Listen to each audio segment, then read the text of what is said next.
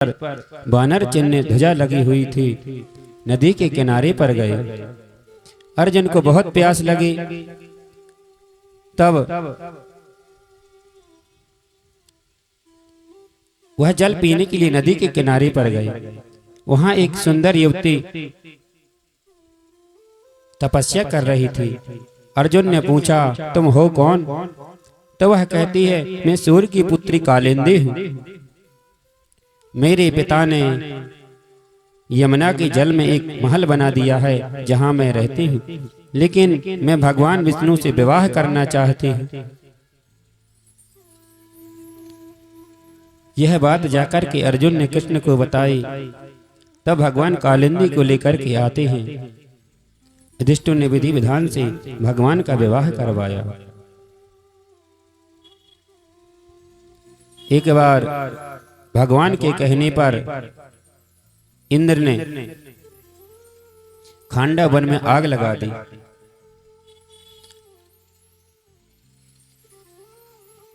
क्योंकि भगवान ने कहा था कि यदि खांडा वन में आग लगाओगे तब अग्निदेव को भोजन प्राप्त हो जाएगा।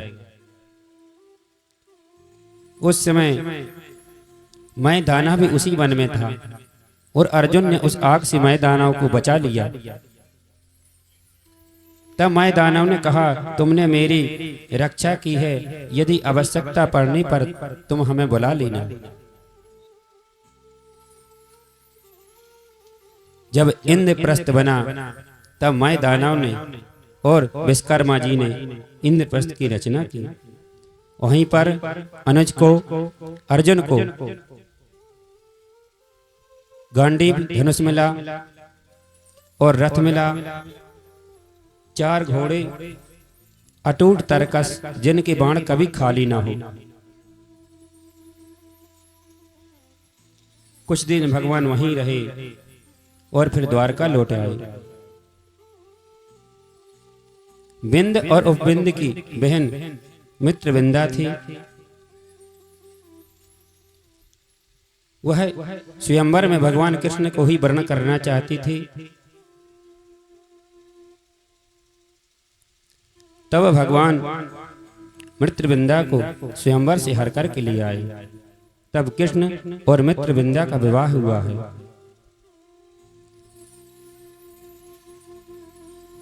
नग्नजित की पुत्री सत्या, इनके स्वयंवर की शर्त थी कि जो भी इन 7 बैलों को एक साथ नहीं देगा उसी के साथ मित्रविंदा का विवाह होगा, सत्या का विवाह होगा।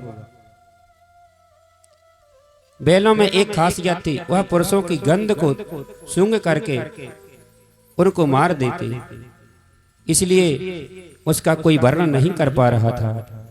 यह बात भगवान कृष्ण को पता चली तब वह भी स्वयंवर में गए और भगवान कृष्ण ने एक साथ 7 रूप बनाए और 7 बैलों को एक साथ में नस दिया और सत्या और भगवान कृष्ण का विवाह हुआ।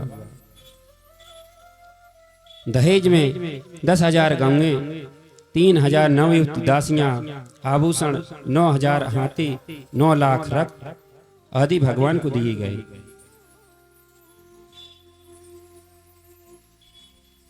एक विवाह सुत कीर्ति की पुत्री भद्रा से भगवान का पाणिग्रह हुआ है। मध्य देश के राजा की एक कन्या लक्ष्मणा थी, जो सुलक्ष्मणा थी। भगवान उनको इस प्रकार से हर लाए जैसे गरुण जी एक बार इंद्रपुरी से अमृत को हर करके ले आए थे। इस प्रकार भगवान की 8 पट रानी हैं, रुक्मणी, सत्यभामा, जामवंती, मृत्युविंदा, सत्या, भद्रा, कालिंदी और लक्ष्मणा। 2 मिनट भगवान नाम संकीर्तन, उसके बाद भगवत कथा में प्रवेश करें। तेरा यूं बीत जाए जीवन, हर सांस में हो सुमिरन तेरा, यूं बीत जाए जीवन मेरा।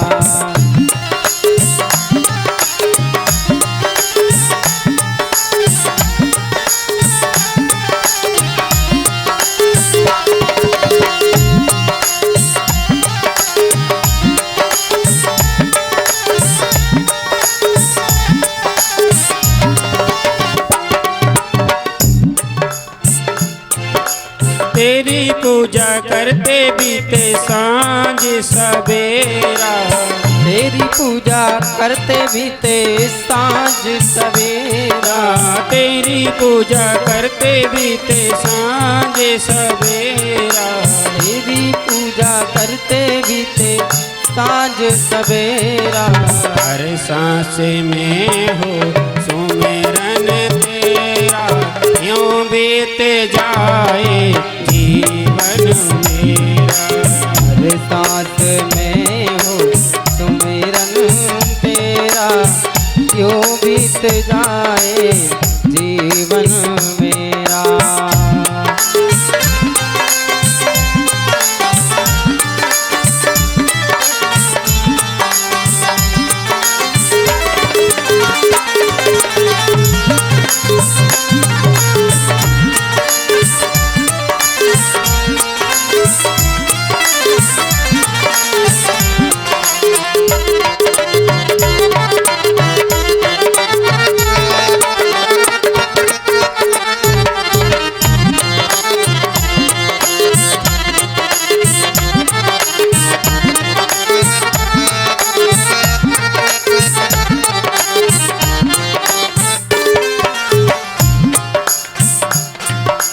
प्यार हो सत्कार हो एतबार हो तुम्हारा, प्यारे हो सत्कार हो एतबार हो तुम्हारा, प्यार हो सत्कार हो एतबार हो तुम्हारा, प्यारे हो सत्कार हो एतबार हो तुम्हारा।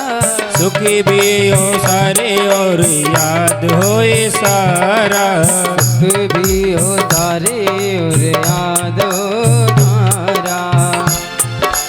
हो आसमां पर तेरा ही पहरा, हो आसमां पर तेरा ही पहरा, यूं बीत जाए जीवन मेरा, यूं बीत जाए जीवन मेरा। हर सांस में हो सुमिरन तेरा, यूं बीत जाए जीवन मेरा।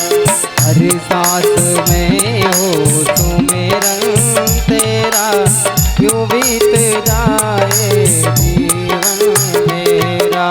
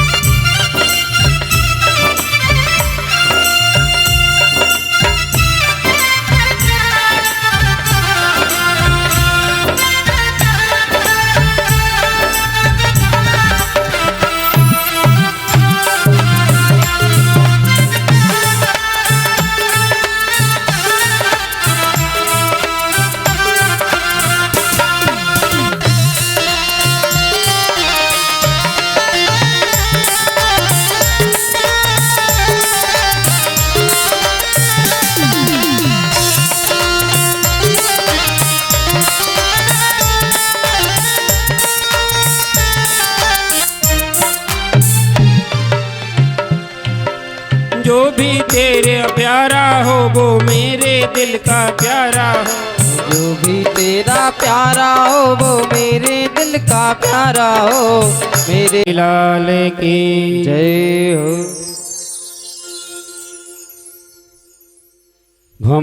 भौमा सुनने 16,000 राजकुमारियों को बंदी बनाकर रखा था। एक दिन इंद्रलोक में जाकर के वरुण का छत, माता दिति के कुंडल वह छीन लाया। तब इंद्र आदि देवता सब भगवान कृष्ण की शरण में गए।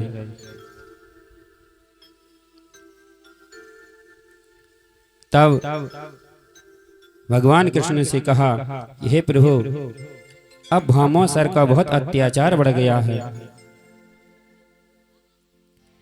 आप उससे युद्ध करने के लिए जाएं।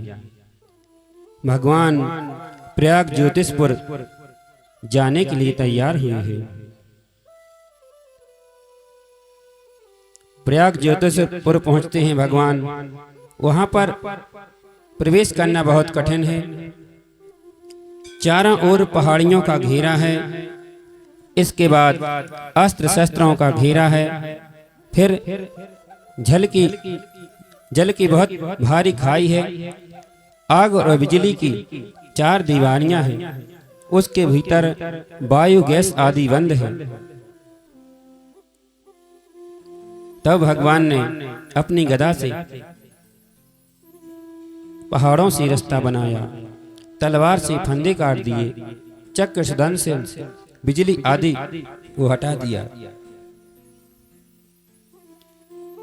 उसी समय मुर दैत्य, जिसके 5 सिर थे, वह जल में सो रहा था।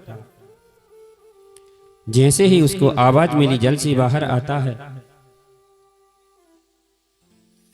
और भगवान से युद्ध करने के लिए ललकारने लगता है।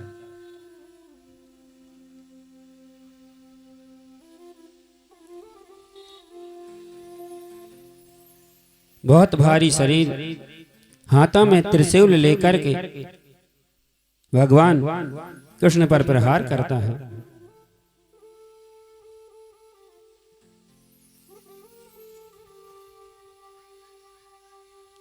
जिसके प्रहार से भगवान की गरुड़ आहत हो जाते हैं। इसके बाद पुनः युद्ध होता है। भगवान ने एक एक करके उसके 5 सिरों को काट दिया। इसके बाद भौमासुर को पता चला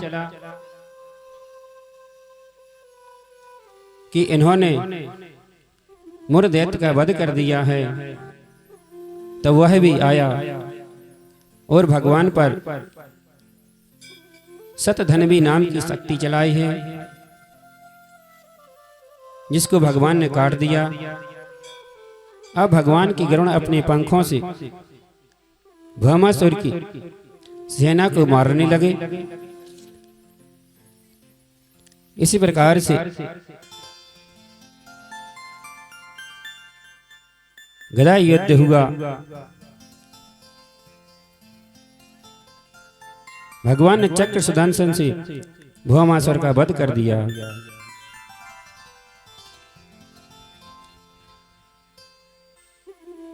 भगवान सत्यभामा को इसलिए साथ लेकर के गए थे युद्ध में, क्योंकि भौमासुर पृथ्वी का पुत्र था और पूर्व में सत्यभामा पृथ्वी थी, और जब तक माता न कहती तब तक भौमासुर का वध नहीं हो सकता था।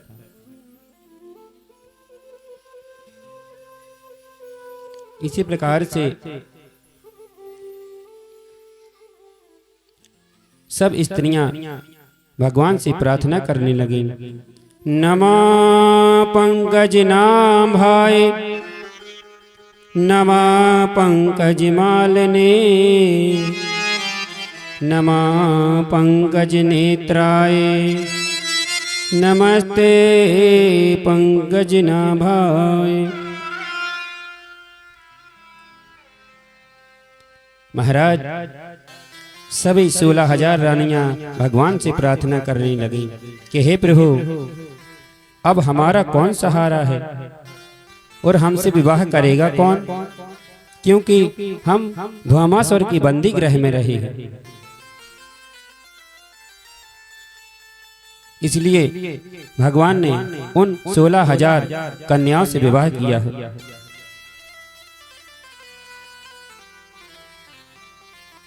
इसी प्रकार से भगवान के 16,108 विवाह हुए।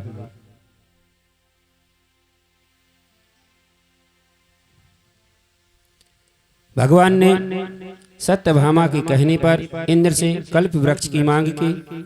इंद्र ने जब मना किया, तब भगवान ने इंद्र को युद्ध में हराया है और कल्प वृक्ष को ले जाकर के सत्यभामा के बगीचे में बीचों बीच लगा दिया।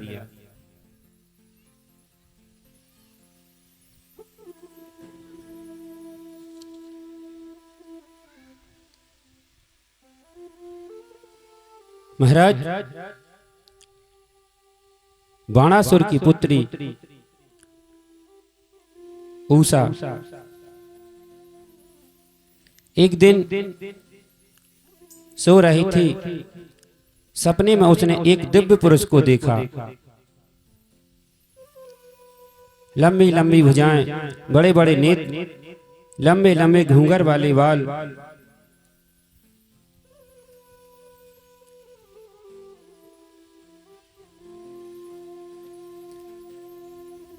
जब एक दिन चित्रलेखा ने पूछा कि उषा, तू आजकल बहुत खुश रहती है, इसका कारण तो बता।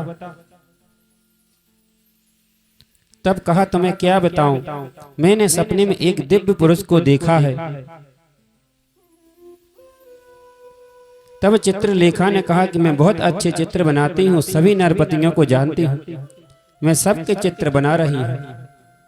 तुम उसमें से पहचान लेना कि जो तुम्हें स्वप्न में दिखा है वो है कौन।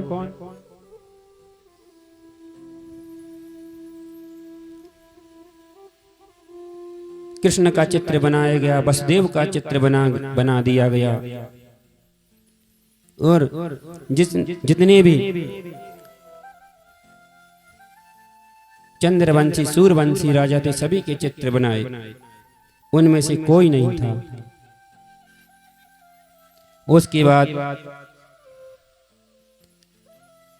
प्रद्युम्न का चित्र बनाया गया।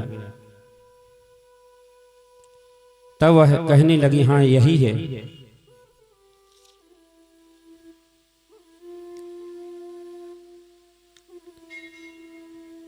तब चित्रलेखा रात्रि में ही प्रद्युम्न को उठाकर के ले आई और उषा के कमरे में छिपा दिया।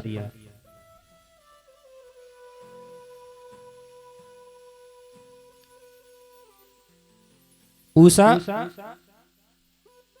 और अनिरुद्ध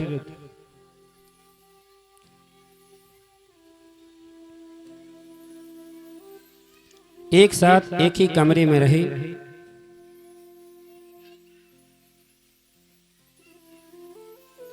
और उषा गर्भवती हो गई। यह बात सेवकों ने जाकर के बाणासुर को बताई। तब बाणासुर उषा के कमरे में गया। उस समय उषा और अनिरुद्ध चौसर खेल रहे थे। बाणासुर के सेवकों ने अनिरुद्ध पर प्रहार किया। तब अनिरुद्ध ने उनको मार करके भगा दिया। उसके बाद बाणासुर ने अनिरुद्ध को बांध लिया। जब यह बात कृष्ण को पता चली तब भगवान कृष्ण गए और बाणासुर के यहां से अनिरुद्ध को छुड़ा करके ले आए।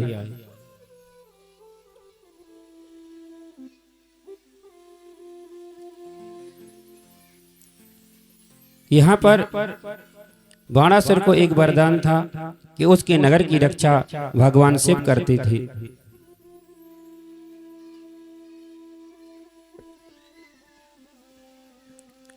जब भगवान युद्ध करने के लिए गए तब शंकर जी भी अपने गणों के साथ युद्ध करने के लिए आ गए। भयंकर युद्ध हुआ, अस्त्र शस्त्रों से युद्ध हुआ। इस प्रकार से युद्ध होते होते भगवान शिव ने अपना माहेश्वर नाम का ज्वर छोड़ दिया। तब विष्णु भगवान ने भी वैष्णव नाम का ज्वर छोड़ दिया। भगवान शिव ने जो ज्वर छोड़ा था वह 3 सिरों वाला था, त्रिशरा, 3 सिर और 3 पैर वाला। दोनों में युद्ध हुआ। युद्ध में वैष्णव ज्वर की जीत हुई। वह भगवान की शरण में गया कि हे प्रभु मेरा उद्धार कीजिए। तब भगवान ने कहा कि हे त्रिशरा, तू निर्भय हो जा। आज के बाद जो हमारा यह संवाद सुनेगा उसे मेरा यह ज्वर परेशान नहीं करेगा। जो व्यक्ति को 3 दिन छोड़कर ज्वर चढ़ता है वह महेश्वर जड़ है। इस प्रकार से भगवान ने युद्ध में बाणासुर की सभी भुजाएं काट दी और केवल 4 भुजाएं छोड़ी भगवान शिव के कहने पर। एक बार भगवान कृष्ण के पुत्र सांब, प्रदम्भ, चारु आदि एक कुएं के किनारे पर पहुंचे। उनको प्यास लगी। वहां उन्होंने देखा कि बहुत बड़ा एक गिरगिट कुएं में पड़ा है। उन्होंने निकालने की कोशिश की लेकिन ना निकाल सके। यह बात भगवान कृष्ण को पता चली। उन्होंने एक हाथ से उसको बाहर निकाल दिया। भगवान के स्पर्श से ही वह एक सुंदर रूप धारण कर लिया। भगवान ने पूछा तुम हो कौन? तब वह कहता है मैं इक्ष्वाकु कुल का हूं। मैंने अपने जीवन में इतने दान किए हैं कि जिसकी कोई सीमा नहीं होगी। आपने कभी सुना तो होगा जैसे कर्ण का, बलि का आदि दान में नाम जाना जाता है, ऐसे मेरे भी नाम जाना जाता है।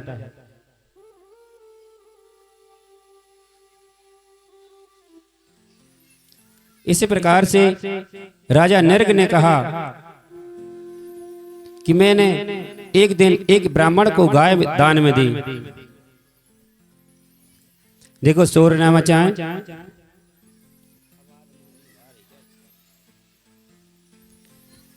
लगता है कथा में सबको नींद आ रही है।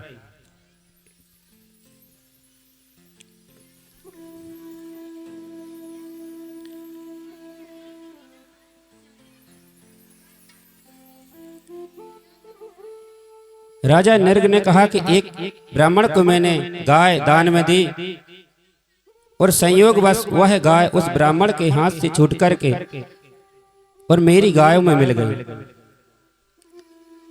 और वही गाय मैंने दूसरे ब्राह्मण को दान में दे दी। वह दोनों लड़ते हुए मेरे पास आए और मैंने कहा एक गाय के बदले में 1000 गाय, लाख गाय दे सकता हूं। तब उस ब्राह्मण ने कहा कि नहीं, मुझे तो वही गाय चाहिए। तब उन्होंने उस गाय को छोड़कर के वहां से चले गए।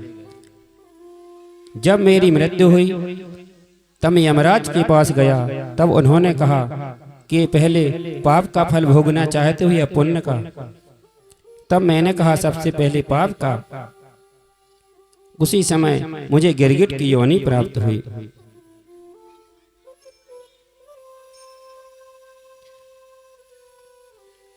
तब भगवान ने अपने अनुचरों को बुला करके कहा है कि कभी भी हो किसी भी ब्राह्मण का धन नहीं खाना चाहिए, क्योंकि एक बार विष खाने से तो व्यक्ति बच सकता है, आग लगने से भी बच सकता है, लेकिन ब्राह्मण के धन से जो आग उत्पन्न होती है उससे व्यक्ति नहीं बच सकता। महाराज, जैसे मंदिरों में व्यक्ति भूमि दान करता है कि हमने इतनी जमीन मंदिर में दान में दे दी, और लोभ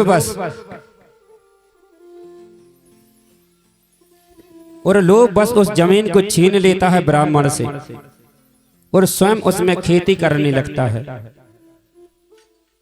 महाराज, इसका बहुत बड़ा दोष है।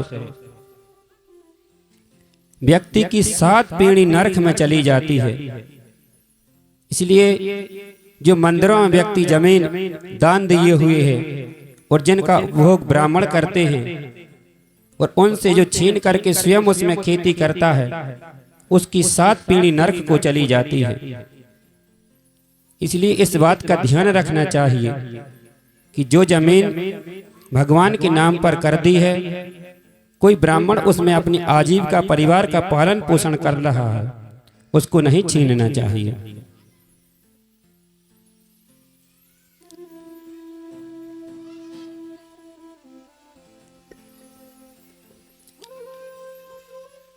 महाराज, कथा में बहुत नींद आ रही, इसलिए थोड़ा कुछ और हो जाए। एक ब्राह्मण काशी से पढ़ करके आए, ट्रेन का सफर कर रहे थे। रास्ते में किसी ने उनका जेब काट लिया। एक स्टेशन पर रुके,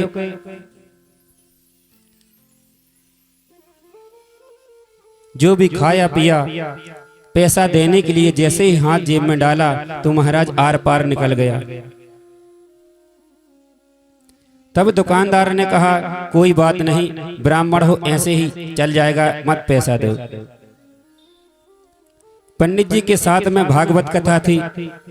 मन में विचार किया कि पैसा तो है नहीं, क्या किया जाए, किसी को भागवत कथा सुना देते हैं। पास में एक गांव था, वहां ब्राह्मण देव पहुंच गए। गांव के कुछ लोगों को बुलाया। सभी ने कहा, गांव के पटेल साहब हैं, उनके यहाँ कथा सुना दो। पटेल साहब का घर बताया गया पंडित जी को। पटेल साहब एक सिला में सो रहे थे, जैसे तैसे जगाया। सभी ने कहा, पंडित जी आए हैं कथा सुनाने के लिए। पटेल साहब कहने लगे, क्या होता है कथा? वहीं छोटे छोटे बच्चे खेल रहे थे, रोने लगे, हम तो कथा देखेंगे, हम तो कथा देखेंगे। बच्चे समझ रहे थे कोई जादूगर होगा, खेल खिलौने निकालेगा। जब बच्चे ना माने तो पटेल साहब ने भी कह दिया कि हाँ, होने दो कथा।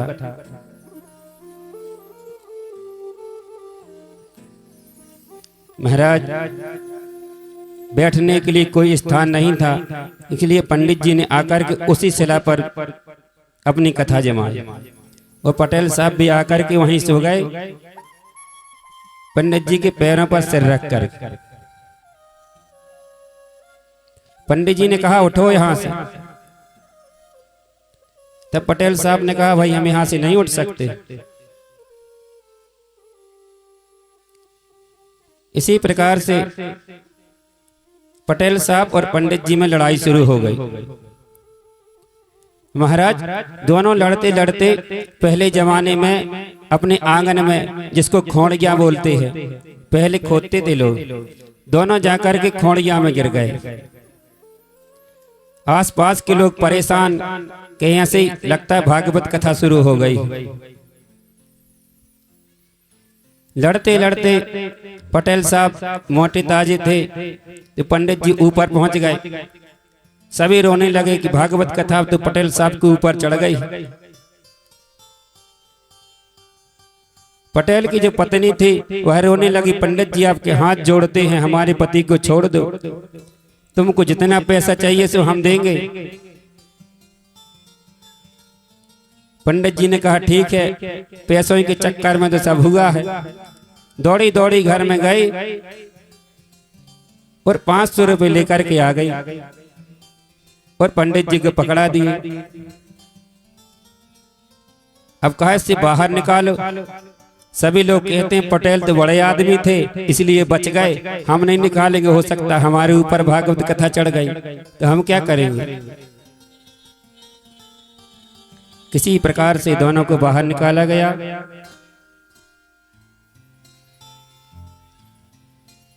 2 मिनट भगवान नाम संकीर्तन, उसके बाद कथा में प्रवेश करें।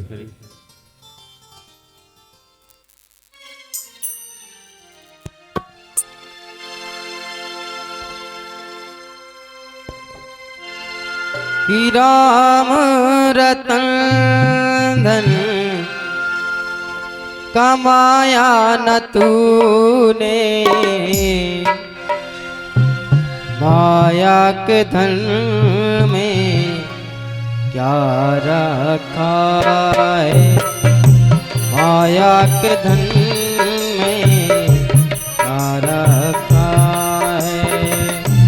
राम रतन धन कमाया न तूने, राम रतन धन कमाया न तूने, माया के धन में क्या रखा है, माया के धन में क्या रखा है।